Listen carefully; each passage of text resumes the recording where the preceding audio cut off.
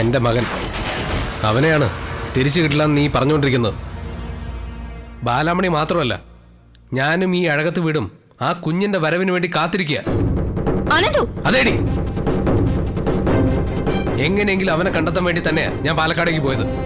നീ പറഞ്ഞില്ലേ ഒരിക്കലും ആ കുഞ്ഞ് ബാലാമണി അമ്മയെന്ന് വിളിക്കില്ലെന്ന്. എങ്കിൽ നീ കേട്ടോ, അവൻ അമ്മയെന്ന് വിളിക്കും. ഈ ലോകത്ത് എവിടെ ഉണ്ടെങ്കിലും ഞാൻ അവനെ കണ്ടെത്തുകയും ചെയ്യും.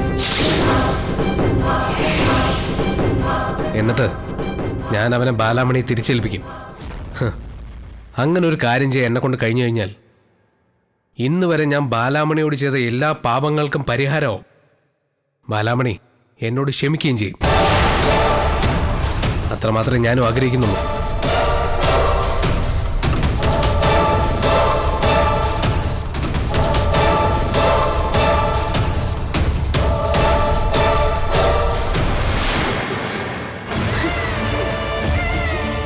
സുമംഗലേ, നീ ഇങ്ങനെ സങ്കടപ്പെടാതെ.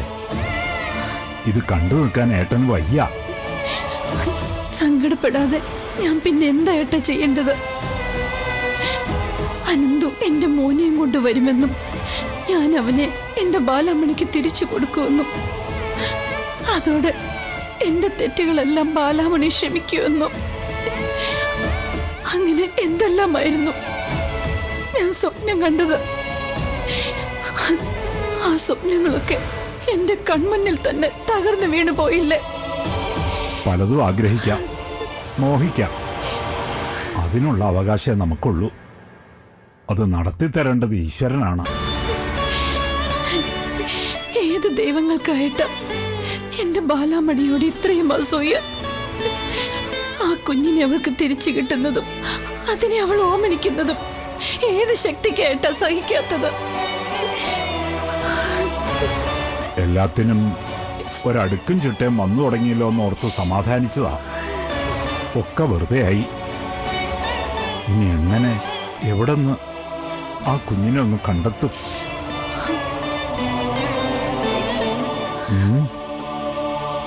ചെല്ലപ്പൻ അവനെയും കൊണ്ട് പാലക്കാട്ട് ചെന്നിട്ടില്ല എങ്കിൽ പിന്നെ അയാൾ എങ്ങോട്ടാ പോയത്?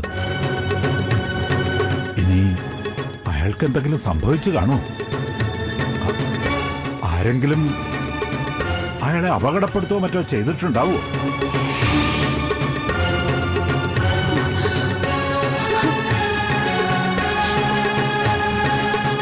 ആ കുഞ്ഞ് അവൻ നമ്മളിൽ നിന്ന് അകന്നകന്നു പോകും തോറും ബാലാമണിക്ക് എന്നോടുള്ള വെറുപ്പും കൂടിക്കൊണ്ടേയിരിക്കും. ഇനി ഒരിക്കലും പഴയതുപോലെ അവൾ എന്നെ സ്നേഹിക്കില്ല. അവളെ കൊണ്ട് അതിന് കഴിയുകയില്ല. അല്ലെങ്കിൽ ദൈവമായിട്ട് എന്തെങ്കിലും ഒരു അത്ഭുതം നടത്തി കാണിക്കണം. എങ്കിലേ എന്റെ പഴയ ബാലാമണിയെ എനിക്കും ഈ അഴകത്തെ വീടിനും തിരിച്ചു കിട്ടും.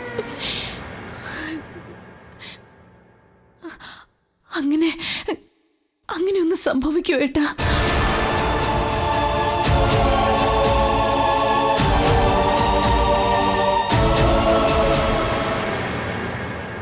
ചേച്ചി പറഞ്ഞതൊക്കെ വാങ്ങിച്ചിട്ടുണ്ട്. ഇനി അതില്ല ഇതില്ല എന്നൊക്കെ പറഞ്ഞ് എൻ്റെ അടുത്ത് ചാടി കളിക്കാൻ വരരുത്. അടുക്കളയിലാണോ ചേച്ചി? ചേച്ചി ചേച്ചി ഇവിടെ ഇല്ലല്ലോ. പിന്നിത് എങ്ങോട്ട് പോയി? ചേച്ചി ചേച്ചി ചേച്ചി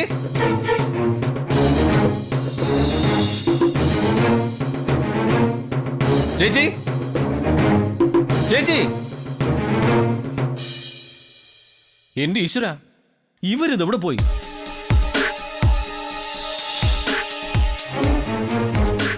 ചേച്ചി ചേച്ചി ഇനി അന്നത്തെ പോലെ സാധനങ്ങളോ മറ്റോ വാങ്ങാൻ പോയിരിക്കോ?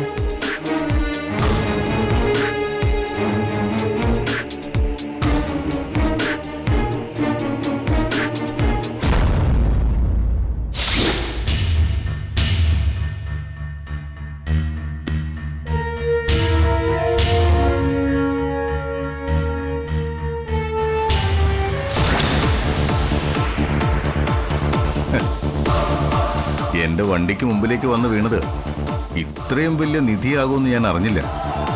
നീ ആരാ? എന്നെ എന്തിനാ ഇങ്ങോട്ട് കൊണ്ടുവന്നത്? പേര് സോളമൻ എന്നാ. അടുപ്പമുള്ളവർക്കറിയാം ഞാനൊരു നെറുകെട്ടവനാണെന്ന്. എൻ്റെ ശീലങ്ങളെ ഞാൻ അങ്ങനെയാക്കി മാറ്റി. കുറച്ചു കാലം ബോംബെയിലായിരുന്നു.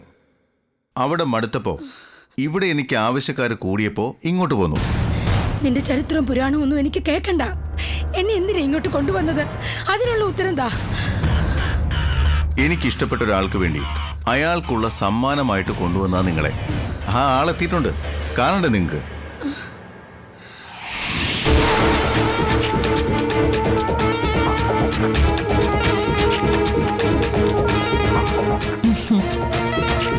ഇത്രയും നാളും ബാലാമണിക്കൊപ്പം സുഖിച്ച് ജീവിച്ചില്ലേ? ഇനി ഒരു ചാൻസ് എനിക്ക് താ. അത് മരുമകളുടെ അവകാശമാണല്ലോ. മരുമകളോ? പിന്നല്ലാതെ. എന്റെ ഭർത്താവ് അഴകത്ത് അനന്തു എന്ന് പറയുന്ന ആ കോന്തനുണ്ടല്ലോ, അയാളെ പ്രസവിച്ചത് ഈ സ്ത്രീ ആണെങ്കിലെന്നല്ല ആയിരിക്കും. അപ്പോ ഞാനിവരുടെ മരുമകളല്ലേ സോളമ? ഓ അങ്ങനെ. എടി പെണ്ണെ, ഒരുപാടങ്ങ് അഹങ്കരിക്കാതെ നീ. നിന്റെ കഷ്ടകാലത്തിനാ എന്നെ ഇവിടേക്ക് കൊണ്ടുവരാൻ നിനക്ക് തോന്നിയത്. അധികം വൈകാതെ തന്നെ നിനക്കത് മനസ്സിലായിക്കോളും. അപ്പോഴും നീ ഇങ്ങനെ തന്നെ ചിരിക്കണം. തള്ളേ, കഷ്ടകാലമാ. പക്ഷെ അത് എനിക്കല്ല, ബാലാമണിക്ക്. ലീലാമയെ തട്ടിക്കൊണ്ടുപോയി ഒളിവിൽ പാർപ്പിച്ചിരിക്കുന്നത് ബാലാമണിയാ. കവിതയ്ക്ക് അതിൽ ഒരു റോളും ഇല്ല. ലീലാമയ്ക്ക് എന്ത് സംഭവിച്ചാലും അതിനൊക്കെ ബാലാമണി സമാധാനം പറഞ്ഞേ പറ്റൂ. അതറിയാവുന്നതുകൊണ്ട് തന്നെ ഞാൻ എന്തെങ്കിലുമൊക്കെ ചെയ്യും.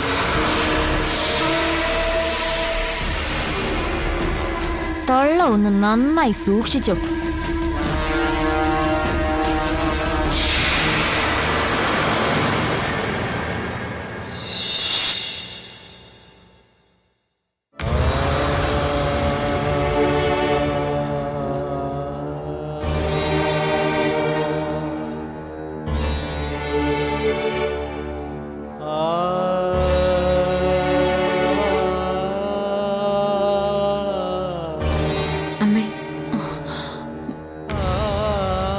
എനിക്ക് അമ്മയോട് കുറച്ച് കാര്യങ്ങൾ സംസാരിക്കാനുണ്ട്. മോളെ, നിനക്ക് എന്ത് വേണമെങ്കിലും അമ്മയോട് പറയാലോ. കുറെ ദിവസമായിട്ട് ഞാൻ പല കാര്യങ്ങളും ചിന്തിച്ചുകൊണ്ടിരിക്കുക. അതിൽ നിന്നൊക്കെ എനിക്ക് മനസ്സിലായ ഒരു സത്യം, അമ്മ എന്നോട് ഇത്ര വലിയ ദ്രോഹം ചെയ്തിട്ടും അമ്മയെ വെറുക്കാൻ എനിക്ക് കഴിയുന്നില്ല എന്നുള്ളതാ.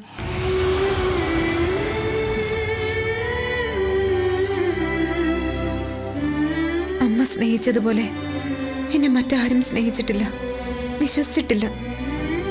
വലിയൊരു തെറ്റെന്നോട് ചെയ്തപ്പോഴും അതിനുള്ള പ്രായശ്ചിത്തമായിട്ട് ഒരുപാട് നന്മകൾ അമ്മ എനിക്ക് ചെയ്തു തന്നിട്ടുണ്ട്. മോളെ, അഭിരാമിക്ക് ഞാൻ കൊടുത്ത വാക്ക്, അതുകൊണ്ട് മാത്രം അമ്മ നിന്നോടൊന്നും പറയാതിരുന്നത്. ഞാൻ അമ്മയെ കുറ്റപ്പെടുത്താൻ വേണ്ടി വന്നതല്ല. അതുകൊണ്ടൊന്നും ഇനി ഒരു കാര്യമില്ലല്ലോ. എനിക്ക് നഷ്ടപ്പെട്ടത് തന്നെയാണ്. ഇനി അതൊന്നും ഒരിക്കലും തിരിച്ചു കിട്ടാനും പോകുന്നില്ല. ഇല്ല മോളെ, ആ കുഞ്ഞിനെ നിനക്ക് തിരിച്ചു കിട്ടും.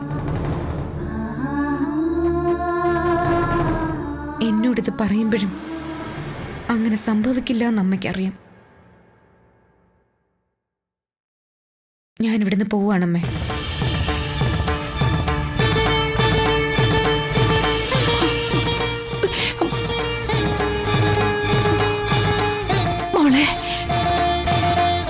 ഇവിടെ നിൽക്കുന്ന ഓരോ നിമിഷവും ആ കുഞ്ഞിന്റെ ഓർമ്മകൾ എന്നെ അലട്ടിക്കൊണ്ടേയിരിക്കും. അത് കൂടി ഒടുവിൽ ഞാൻ എൻ്റെ അമ്മയെ വെറുക്കും. ചിലപ്പോ പിന്നീട് എനിക്ക് അമ്മയെന്ന് പോലും വിളിക്കാൻ തോന്നില്ല.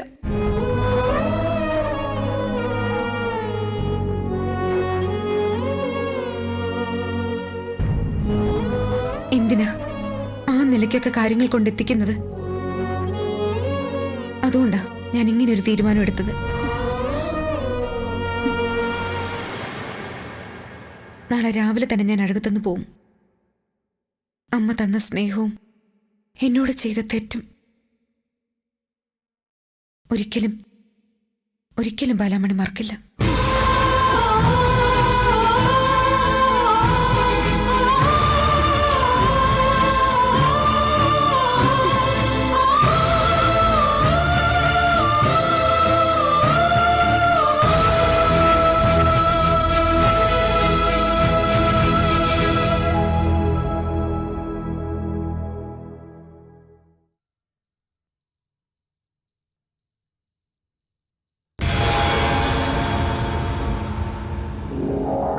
അനന്തു, ദാ ഇതൊന്ന് കുടിച്ചേ.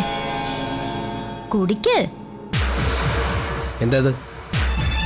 പായസം പെട്ടെന്നുണ്ടാക്കിയതാ, അതുകൊണ്ട് വലിയ ടേസ്റ്റ് ഒന്നും ഉണ്ടാവില്ല. എന്നാലും കുഴപ്പമില്ല, കുടിക്ക്. അല്ല, നീ രാത്രിയിൽ പായസം ഉണ്ടാക്കേണ്ട കാര്യം എന്താ? ഒരുപാട് സന്തോഷമുള്ള വാർത്ത കേൾക്കാൻ പറ്റി, അത് തന്നെയാ കാരണം. അതിന് നിന്നെ ഇത്രയും സന്തോഷിപ്പിച്ച എന്ത് വാർത്തയാ കേട്ടത്? ബാലാമണി ഈ വീട് വിട്ടു പോകുന്നു നാളെ രാവിലെ.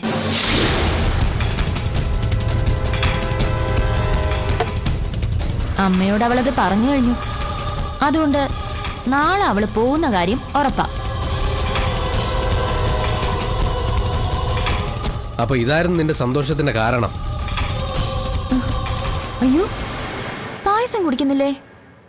ഓ, അനന്തുവിന് ഫീൽ ചെയ്തു അല്ലേ? അത് ഞാൻ അറിഞ്ഞില്ല കേട്ടോ. ബാലാമണി ഈ വീട് വിട്ട് എങ്ങോട്ടും പോവില്ല. അങ്ങനെ നീ മോഹിക്കുകയും വേണ്ട. എങ്കിൽ അവളെ തടയാൻ പറ്റുമെന്നൊന്ന് ശ്രമിച്ചു നോക്ക്. ചിലപ്പോ അനന്തു പറഞ്ഞ ബാലാമണി അനുസരിച്ചാലോ.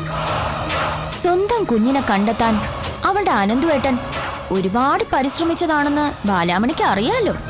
അതുകൊണ്ടൊക്കെ ചിലപ്പോ അവള് സമ്മതിക്കാനും മതി. ഏതായാലും അനന്തു ഒന്ന് ശ്രമിച്ചു നോക്ക്.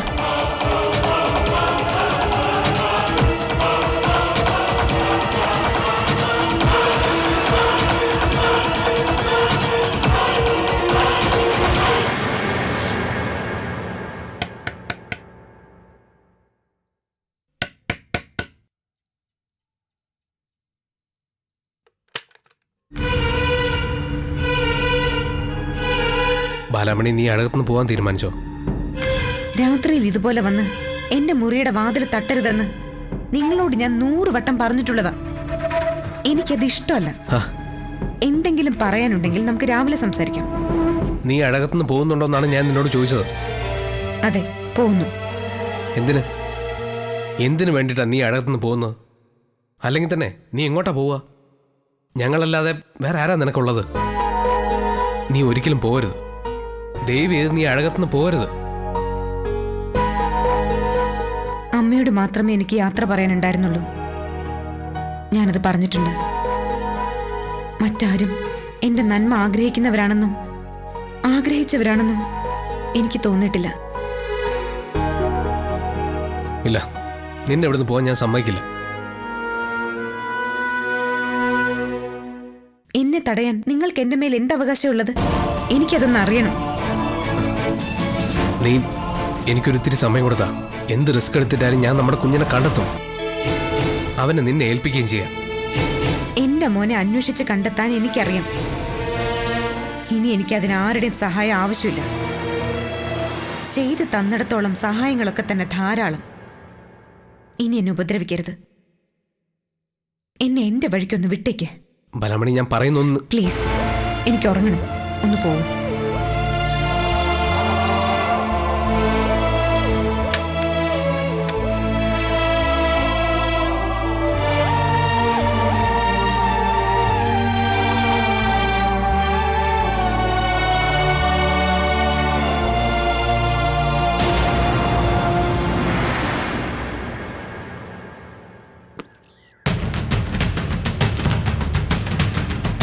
നിങ്ങൾ ചോദിച്ച 50 ലക്ഷം രൂപ ഈ സ്യൂട്ട് കേസിനകത്തുണ്ട്. അത് നിങ്ങൾ തുറന്നു നോക്കുന്നതിന് മുമ്പ് കുഞ്ഞിനെ എന്നെ ഏൽപ്പിക്കണം. 50 ലക്ഷം രൂപ മുഴുവൻ ഇതിനകത്തുണ്ടെന്ന് എനിക്ക് ബോധ്യപ്പെടണ്ടേ? അറിയാലോ, ചോദിച്ചിരുന്നെങ്കിൽ അഴകത്തമ്മ 1 കോടി രൂപ തന്നേനെ. ഓ, എങ്കിൽ പിന്നെ നിങ്ങൾക്ക് അതങ്ങ് മേടിച്ചാൽ പോരായിരുന്നു. എന്തിനാ വെറുതെ 50 ലക്ഷം രൂപ നഷ്ടപ്പെടുത്താൻ പോയേ? അതെ, കൊച്ചിനെ കൊടുക്കാന്ന് ഞാൻ കവിതയ്ക്ക് വാക്ക് കൊടുത്തായിരുന്നില്ലേ, അതാ. അഴകത്തമ്മയ്ക്കും നിങ്ങൾ ഇതുപോലൊരു വാക്ക് കൊടുത്തിട്ടുണ്ടാവുമല്ലോ. അതൊക്കെയുണ്ട്. പക്ഷേ എനിക്ക് അവരെ പേടിയാ. 1 കോടി രൂപയും തന്ന് കുഞ്ഞിനെ വാങ്ങിച്ചോണ്ട് പോയിട്ട് പിന്നെ അവരെന്നെ കുരുക്കിയാലോ? നിങ്ങളാവുമ്പോ ആ പേടിയൊന്നും വേണ്ടല്ലോ. നിങ്ങൾക്കെന്താ ഞങ്ങൾ ഇത്ര വിശ്വാസം? അത് വിശ്വാസത്തിന്റെ കൂടുതലൊന്നും അല്ല. നിങ്ങൾ ഈ കുഞ്ഞിനെ എവിടുന്ന് കൊണ്ടുപോകുന്നത് ബാലാമണിക്ക് തിരിച്ചു കൊടുക്കാനൊന്നും അല്ലല്ലോ. അവളെ ചതിക്കാൻ വേണ്ടിയിട്ടല്ലേ. അതുകൊണ്ട് തന്നെ നിങ്ങളെ എനിക്ക് വിശ്വസിക്കാം. ശത്രുവിന്റെ ശത്രു മിത്രം എന്നാണല്ലോ പഴമൊഴി. നിങ്ങൾ എന്നെ ഉപദ്രവിക്കില്ല. സംസാരിച്ച് നിൽക്കാൻ അധികം സമയമില്ല. വേഗം കുട്ടിയെടുത്തോണ്ട് വാ. ആഹാ, അതിനു മുമ്പ് ഞാൻ ഈ കാശൊന്ന് നോക്കട്ടെ. അത് തുറക്കാൻ ശ്രമിക്കണ്ട. ലോക്ക് ചെയ്തിരിക്കുക. ദാ കീ. കുഞ്ഞിനെ സോളമനെ ഏൽപ്പിച്ചെങ്കിലേ ഈ കീ നിങ്ങൾക്ക് കിട്ടൂ.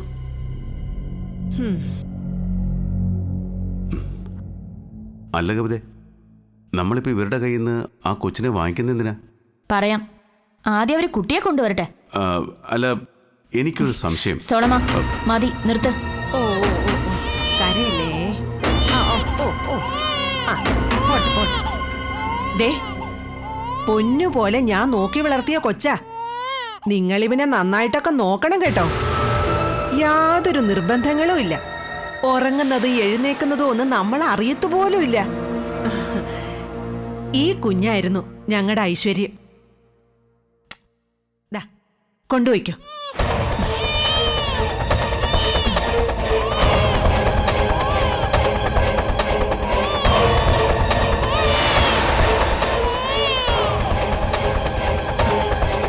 ദാ.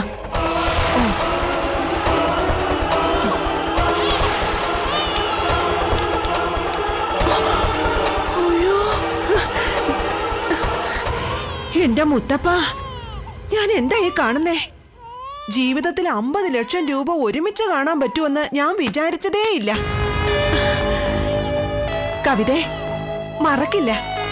ഈ ചേച്ചി ജീവിതകാലത്ത് നിന്നെ മറക്കില്ല.